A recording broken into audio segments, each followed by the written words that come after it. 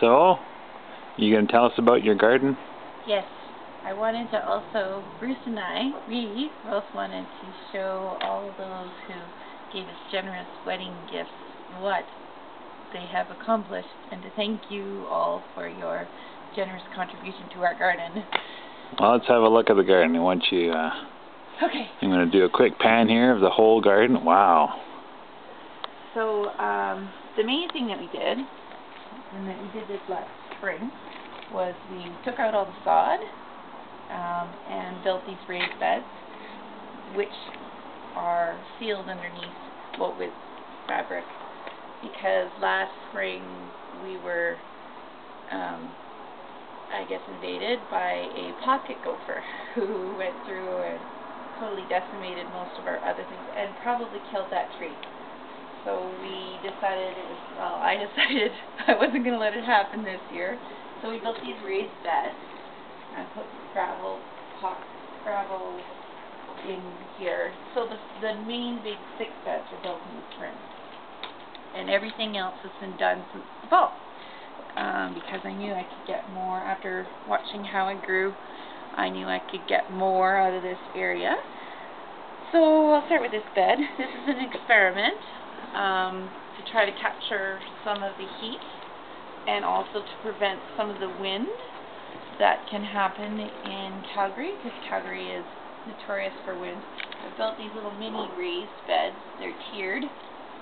Okay, so I can grow lettuces and shallow roots in here, and deeper root crops in here, and this will hopefully help to trap some heat. And this trench in the front is also to the back here is to help prevent. I see. Now over here. Did you have any help doing all this? Angus Fox Nelligan. Yeah? Was he your big helper? He's a huge helper. This here is a potato condo. Okay. So I've just got the first layer in, and in the spring I'm going to plant some potatoes in, and once they grow 3 inches, put another layer, I see. so that they'll grow. A shallower one of those things here. And then over here, actually I'll show you what this is all about. Yeah, what's that big structure for? Two things. Okay, I just have discovered that this is the sweet spot, right through this corner here, where it gets the most sunshine and has the most sort of, I guess you could say, defense from the wind. So I built some more defense from the wind and also to trap more heat. These are both supports for plastic in the spring and in the fall, when we could have snow anytime from up to June 16th, starting as early as September 6th. So you just hang plastic from there? Yeah, quick plastic put up. The other thing that it's good for is I'm going to hang netting. Tight netting down for upright trellises for tomatoes and squashes, small vining squashes and tomatillos, and that's what these are all about. This is an asparagus trench. I'm going to try that again. Okay. These are my garlic beds. They're doing really well. Garlic. And I will be planting alliums, so like either garlic or leeks or onions around every single bed, because it seems to be the best I've discovered. It's definitely the best thing at keeping the rest of the pests away.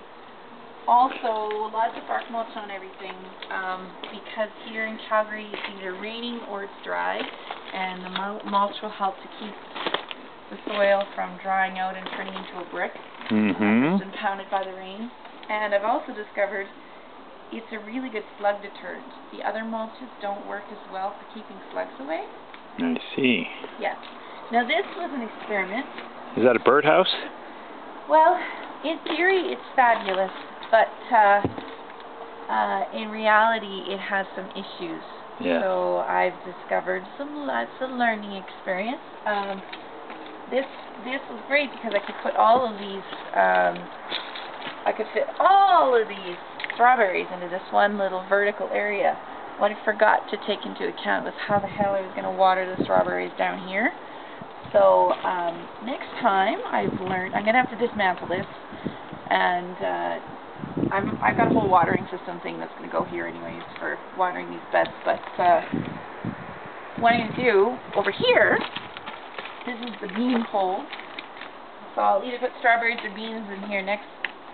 Is I'm going to take a PVC pipe, perforate it, put it in here, and then water from the top so that water will go through the whole thing.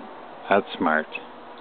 So then in this, and then I'll build a little cage around here if I do beans, so that the beans can move around. Great.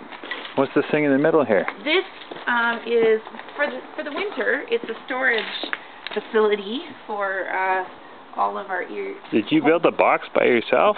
Yes, honey. Wow. With Angus's help. Oh, and that's the other thing. Most of this wood is reclaimed lumber. I didn't have to buy that much wood because some of our neighbors were dismantling fences and stuff like that. But I just stained it so it all looks the same. But this is all wood from multiple sources, new and used. This is going to be our fountain. Right now it's storage, but I'm going to, in the spring, stain it. Yeah. It's not a good time to stain. And then I'm going to fill it full of water and build a little 3-tiered fountain in here. We had some little solar-powered fountains that I built out of pots here this summer, and they were really fun, but the solar power was inconsistent because it didn't have a storage device, so I have to figure that out, because I still want to do the solar. I just want it to be more consistent. Great. And anything else you want to share with all of our generous wedding gift donors? I hope it'll be really neat to do another film in the summer when it's got all the green. Yes, yes. Or if you feel like visiting, you can come and sit. Benches. Bench and watch our fountain and enjoy our beautiful garden. Great. All right. Well, that's it. Thanks for the explanation of what all these wonderful things are. And thanks to everybody out there watching the video. Compost. No, I guess nobody wants no one wants to see. Okay. I'm compost. just really me that gets excited. Okay.